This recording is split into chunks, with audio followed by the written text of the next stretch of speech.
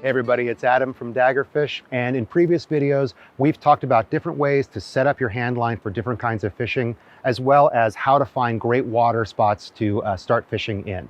In this video, I'm going to show you 3 different methods for casting and reeling your hand line. The first method I want to show you guys is called the flick, and this is the best method for being tight in the backcountry, deep in the brush where you don't have a lot of space for a backswing. I've got a basic fly fishing setup, and what I'm going to do is I'm just going to hook my finger over the very top of that tackle, point my reel in the direction I want the line to go, and just give a gentle flick off the end of the line there, sending it out into the water. This is also a really good method for casting in a boat when you have especially another person in the boat with you, and you don't want to use a method like our whip or lasso cast, which I'll show you guys in just a second.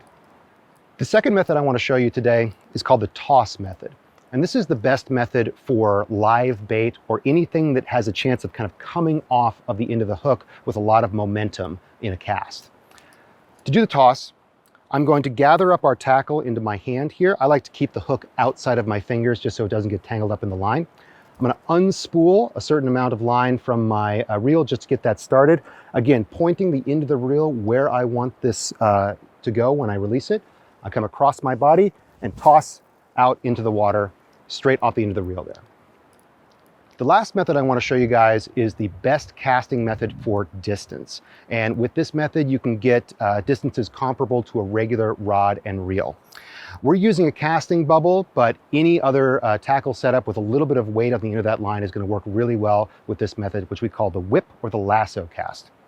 To do a whip cast, we're going to take that line up in our hand and start rotating it around, almost like a whip or a lasso sort of motion. When I'm ready to release, again, I'm going to point the reel in the direction I want the line to unspool and just toss straight off the end of the line there. Occasionally with a whip cast, sometimes the heavier bobber will start to lead the lighter weight fly, creating a situation where you can get a tangle at the end of your line. If you notice that happening, give a slight tug to the line just before the bobber and fly hit the water. That tends to help it straighten out and fall more naturally once it hits the stream. I'll show you guys what I mean. So we're going to do a standard whip cast, a little bit of rotation, toss it out, and then give a slight tug on that line to straighten everything out before it hits the water. Once you have some experience with a whip cast, you can start to bring it above your head for a lasso cast. This is a very effective method for casting in a kayak or a paddleboard or anywhere else where you don't have a lot of side clearance but have more clearance above your head.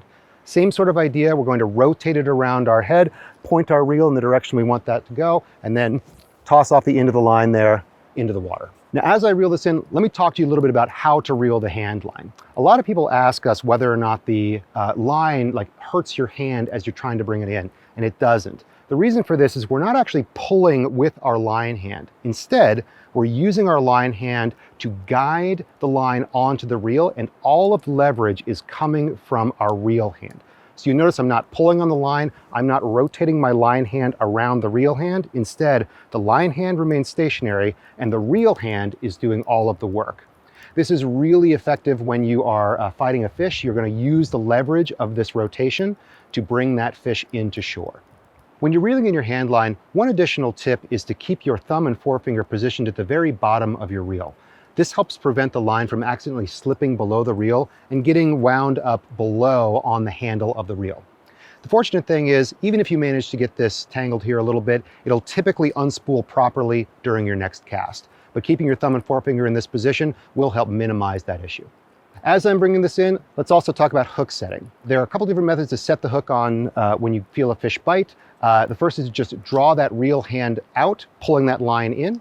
The second is to strip down the line, setting that hook into the fish. And the third is to do both of these at the same time. So drawing and pulling, and that's going to bring the line in somewhere between 6 and 8 feet if you have a bunch of slack in the line when you feel that fish bite or you see the bobber move. Once the hook is set into the fish, you're going to continue to reel in, and as the fish is fighting you, you're going to want to keep this reel hand perpendicular to the movement of the line. That's going to keep the line from unspooling, but if you want to let the fish run, all you need to do is point that reel out, let the line unspool, and then again, turn it sideways to bring that fish back in.